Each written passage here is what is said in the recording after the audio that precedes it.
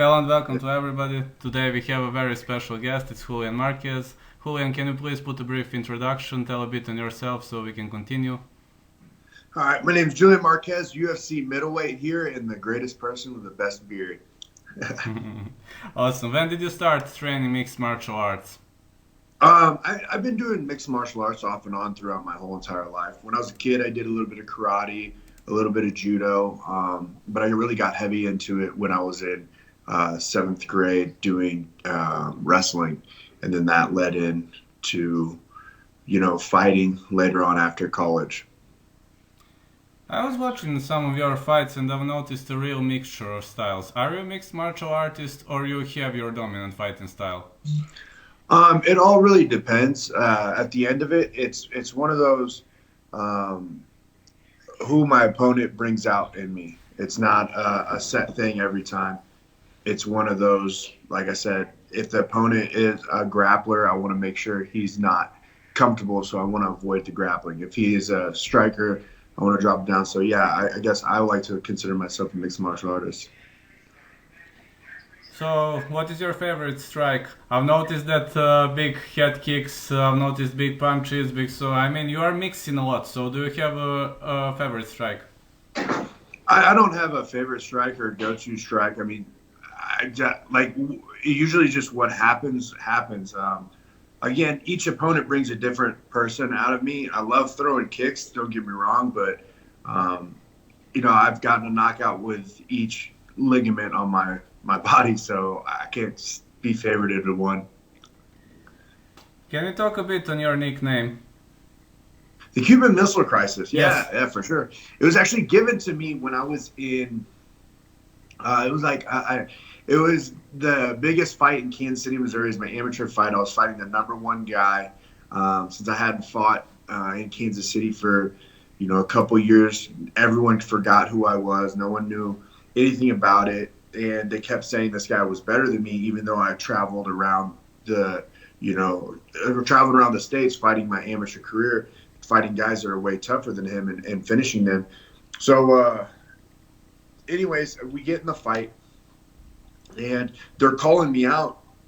Before they called me out, one of the announcers, who I know his name was Ozone, turned around to a group of like friends of ours that train with us, and they're like, "Hey, what's Julian's nickname?" And they're like, "I don't know. He doesn't have one. Like, we need to give him a nickname. We can't just let him walk out." And everyone's throwing out these things like Cuban Assassin.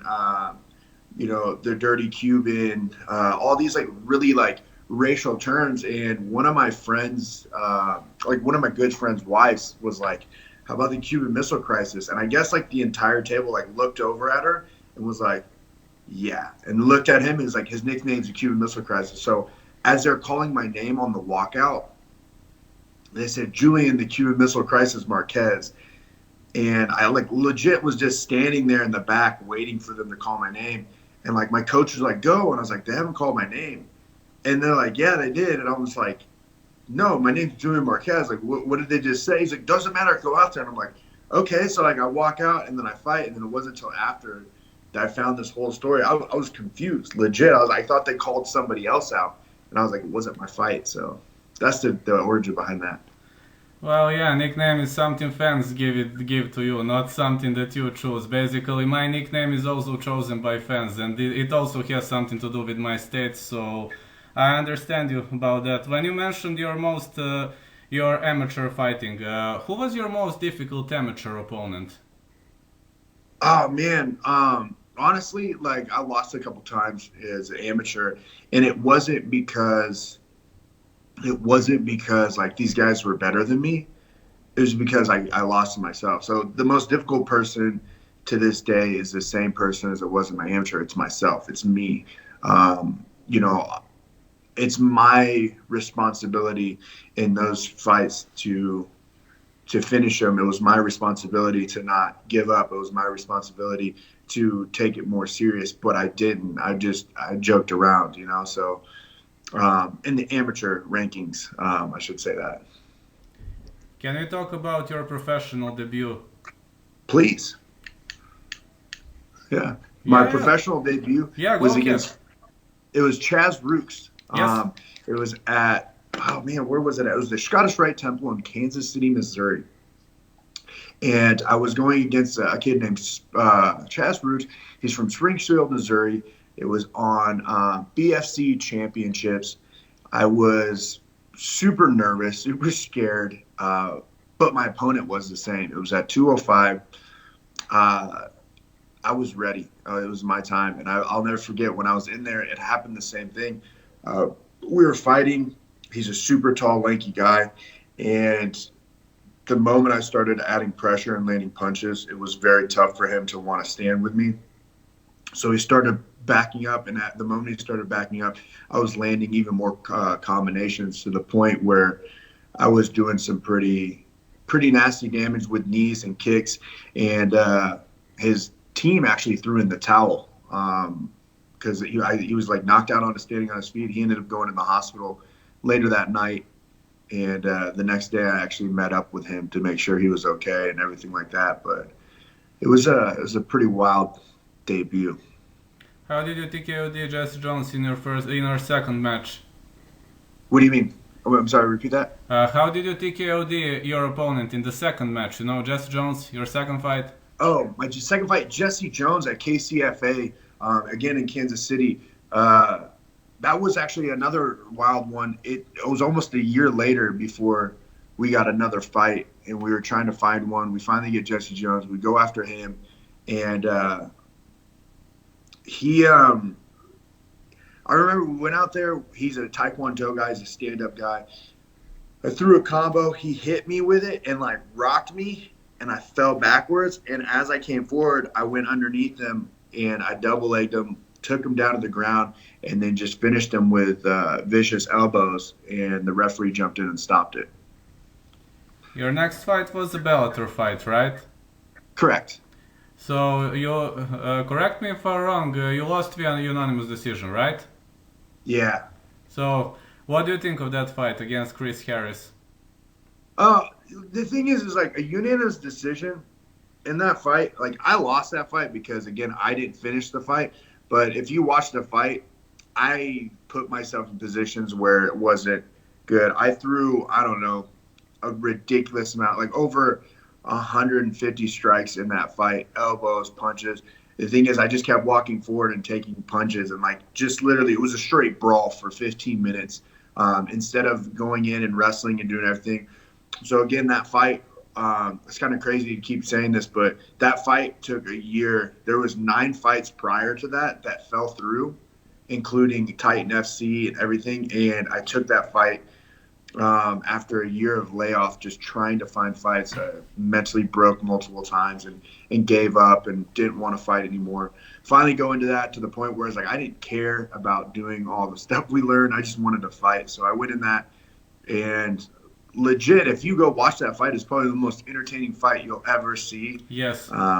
Agreed. It's intense. It is an intense fight, yeah, but I lost it because I didn't play it smart. And I don't win judges' decisions. Matt Hamill is a living legend. He is actually the only guy who, alright, I don't want to say he defeated Jones, but he was disqualified. And you defeated Matt Hamill, I mean, let's be honest, you cleaned him off the mat. So how did you dominate him so early? Matt Hamill is a legend of this sport, let's be honest. Again, Matt Hamill is a legend in his own right, but at the end of the day, it's me. Like, he had to fight and come against me, and what happened was Matt tried to go for a takedown, and he grabbed my leg, and the moment he lifted my leg, he left his chin. It's a move I do all the time when it comes to MMA. Like, someone tries to wrestle me and they get a single leg, both their hands are on the leg, so that's whenever I'll take my hand and I'll punch you right in the face. But I have pretty good accuracy in that position because, again, it's mine. So I hit him right there on the chin, and he folded right over. I wanted, if you didn't mention that, I wanted to ask you about, especially about that move. How do you do it? Do you push your hips backward before that strike, or how do you actually do it? Because it's a very, very hard move, the way you stopped Matt Hamill. It is, I don't know. It's just something that it works for me. I have a couple weird style, like techniques that I use, and a lot of people like look at me like, how do you do that? And I don't know how to explain it, but it's a certain balance, and it's just understanding your opponent. So when he went for the single leg, I just knew that I couldn't let him on my quad. I had to put him to my knee. So when I knew he had my knee, then everything I could bend and move and still rotate my hips. If he had my quad, he will lock my hip down to where I couldn't do that move. But again, I have so much power in just a short spurt of, movement that he wasn't expecting that, and that's why that knockout worked perfectly. So technically, if he grabs quad, it's way dangerous than if he grabs knee, right? Yeah, if you grab a quad, it's going to be a lot tougher for me to defend it or to throw that right hand or that jab. But at the same time, if you grab my quad and I can still move my hip, then I still have my elbow, which again I used in the Phil Haas fight. Most people didn't see that. All right. How did you finish Cameron Olson? Cameron Olson came after me, had a lot of pressure when I first came in there. I was in Mystic Lake, and Cameron Olson again came at me. I felt the first pressure he tried to come at. I hit a combination, and I saw him backing up. So he didn't have the range down, and he needed to kind of almost attack me. He threw a kick, and then I threw a combination that bounced his head up, and I think he was more stunned and wanted to figure out a way to try to get me down. So he came at me, and his typical favorite punch is a jab, overhand to try to cover distance. So once he threw the first jab, the second jab, I let it hit, and I shouldn't say let it hit, but I let it hit my arm, and I knew the right hand was coming, so I ducked underneath and threw an overhand, and his overhand turned his body to where I hit him right there at the ear, and it just discombobulated him and dropped him. Now the next fight, Dana White's Contender Series, where you earned your contract. I just don't understand one thing. You were demolishing that guy, and you let him get up, which was... I watched that, I was kind of surprised because you let him get up. But when he got up, you landed a high kick, which was very good high kick. But why did you let him get up in the first place? Can you elaborate? In the second... or in the earlier in that round, you see me go for a Darce, and he stood up. And when he stood up, I put my hands on his back, and I watched him look at me as he was like evading me. And then I threw a right hand and a left hook, and just kept hitting him as he was running away. And I realized, okay, he's this type of person that if I go to let him up, he's going to look to find me. So when we were on the cage, I knew that the elbows were close, but if I stood up and pushed back, he was going to stand up, and most people stand up and look. So right when he looked, I threw my kick because he's looking at my hands, and that just landed perfect and flush. Yeah, it was an awesome knockout. How did you choke out Darrin Stewart? Darrin Stewart, that was such a fun fight, man. That's probably my favorite fight so far, and it was intense. It was amazing. We literally fought like it was my first fight, and he fought like it was his last fight. We went out there, put on a show, had the crowd wild. The energy you felt there in Winnipeg was just unrealistic, and to put it in words, it'd be very difficult. But Darrin, I kept seeing Darrin, like he was wanting to take me down, and I was like, all right, he could take me down. I'm okay with it. He's tired himself out. And every time he kept shooting, I saw him bring his head perfectly into a guillotine. And I was like, all right. I attempted the guillotine earlier in the fight against the cage, and then I realized it didn't work, so I switched it and did a flying knee right after it. And then when he was coming at me, he kept doing the pressure. So I threw my forward up elbow to kind of just let him walk into a frame, and he hurt himself. So when he shot in for that takedown, I knew it was coming, and right when he hit it, I grabbed the guillotine and locked it in and tried to do a 5-finger guillotine, which in a 5-finger guillotine, you stack right here and you catch the throat right between the blade of both wrists, and you pull it into your pelvis, and you use the back of his head to pull in the pelvis, and that way you can choke. Well, it was the same thing in the guillotine. when I locked him in, instead of leaning up, I pulled him into my, my stomach, my pelvic region, and I just pressured on his head and just kind of pinched my elbows together to where it would be more difficult for him to get out. You mentioned in the one of previous sentences, I'm okay if someone shoots for a takedown. Alright. But many fighters that I interview say if I stuff the takedown, the opponent wastes a lot of energy. Do you agree or not? The takedown, this is the thing, is that in my thing, stuffing the takedown, don't get me wrong, I'll stuff the takedown and I've stuffed takedowns too, but I know certain people, I know there's certain things and may not be smart, but your first move is to do the takedown, but I know that if you let them take you down and you stand up, just like in wrestling, you'll break their will to want to take you down, and then by breaking their will would exhaust them a lot quicker. And if you watched how quick it was, Darrin actually got super tired real fast. Every time he took me down, he exerted too much energy taking me down, because going in for the takedown, you can lean, I couldn't do anything. But if I go for the takedown, you have to hold me down, and you're not going to hold me down, so I'll stand up on you. And then you're going to go try to take me down again, and your mind is thinking about takedowns, or your mind is sitting there, and you forget about the strikes, and you forget about your energy consumption. So it's a high-risk, high-reward move and thought process, but it's what I stick with. I've noticed a lot of intelligent moves in your fights, which is kind of very, very rare. Fighters usually don't have such a good game plan and a good strategy. Who are your coaches, and how do you achieve such a great mindset?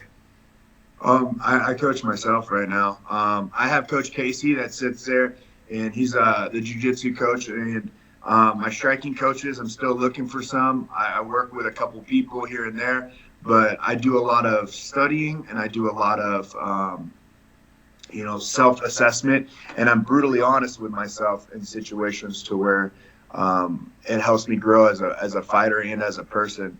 No one's going to be your toughest opponent than yourself. So right now it's just been me. About Alessio the Jericho fight, I'm gonna be honest, I don't think you lost that fight. I disagree with what referees said, judges what said, but what do you actually think of that fight? I don't think he was better, I'll be honest. Yeah, it was my fault, 100% my fault. I should have finished it, but knowing the conditions of what happened in that fight, I couldn't do what I needed to do, and the cards were against me. I missed weight. I tore my arm off in the fight. All of it was on me. It was my fault. And you know what? There's a few things in life where you get like a graceful given, and he was given grace by the judges, and more power to him, man. Like at the end of the day, I did what I needed to do. I fought the battle, and I'm proud of myself because I fought 3 hard rounds. I believe I won that fight. I added the pressure. I landed the heavier shots. I did the most damage, put the most technique in, put him in the most danger multiple times. And at that point in time, went 15 minutes with it with a torn out arm. And I'm proud of myself. So when that thing talks about the loss, it's not a loss to me. I mean, just because someone put a 1 on the opposite side of my record doesn't mean anything to me. Like, everybody knows, the real people that watch that fight will believe the same thing. And then in myself, my style is that type of style, man. If it goes to decisions, it's my fault. I won't win it. It doesn't matter who I go against. I have to finish the fight. Yeah, that's something I agree. I asked you that question because I watched the match between Kevin Holland and Alessio Di Chirico, and you probably know what happened in that fight. And it kind of got back to him, I believe. Well, actually, if you look, the last 2 fights have gotten back to him. If you watch, he had the same game plan. He had not progressed as a mixed martial artist. He had the same game plan in my fight, in the Jericho fight, or not the Jericho, the Kevin Holland fight, in the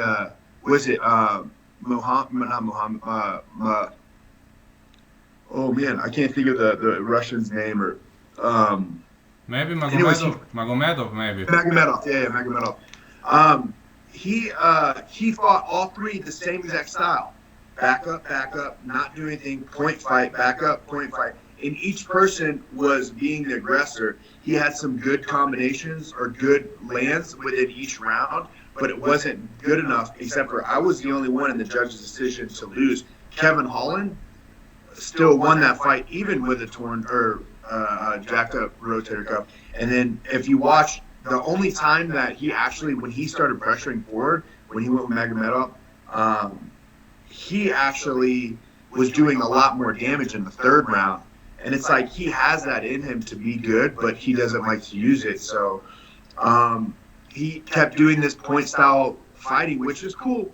Don't get me wrong, to each his own. He's there for the paycheck because I'm there to finish. I'm there to excite. I'm there to grow. So that's why my style is a little bit different than his. And my style is the type to try to get more viewerships, more pay, and more understanding. And I'm there to kill or be killed. Great. So I know that you had a lot of injuries during your career. So how's your current injury status? That's the first question. And have you healed your injuries? And how many injuries did you actually have during your career? Man, I honestly, throughout my career, like all I've ever had was a broken nose here and there. But again, the biggest injury was on July 6, 2018. I tore my latimus dorsi tendon off in the muscle in the first round. So basically, easiest way to explain it, I threw my punch way too hard and it pulled the tendon and snapped it off the bone. Now, this happens in MLB pitchers whenever they're throwing their fastball, going overhand, throwing.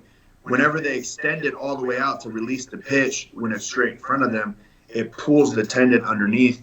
And mine was such a severe tendon tear that I went to a specialized doctor, Dr. Verma, at Midwest Orthopedics in Chicago. He is the Cubs surgeon for their sports team and everything. He sees these surgeries, a couple times a year, and he's done it a plethora of times, and he actually stated that he's never seen something as severe as this.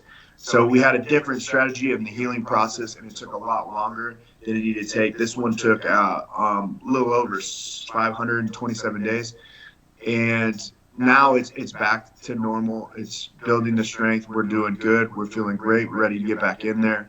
But other than that, that's my only real big injury. Other than that, I'm safe. Knock on wood. Yeah, but I know you had a lot of minor injuries. I know about that. No problem. No problem. I'm glad you're fine now. I'm very glad you're fine now. Would you like to add something, or maybe great sponsors, or? Man, I just appreciate everyone who's viewing. If you want, please follow me on J Marquez MMA for Snapchat, Instagram, and Twitter. If you have TikTok, add me on J Marquez MMA 185. Appreciate you, Ball Wash. Thank you, Iridium Sports Agency, and I appreciate you, my friend, for allowing me to be a part of your podcast. Thank you, Julian. I will publish this. My time it's tomorrow morning. I guess it's late night your time, but you will see it. Tomorrow. You'll see the video tomorrow. Perfect. All right. I appreciate it, man. Thank you so much. Thank you. Have a great day. You as well.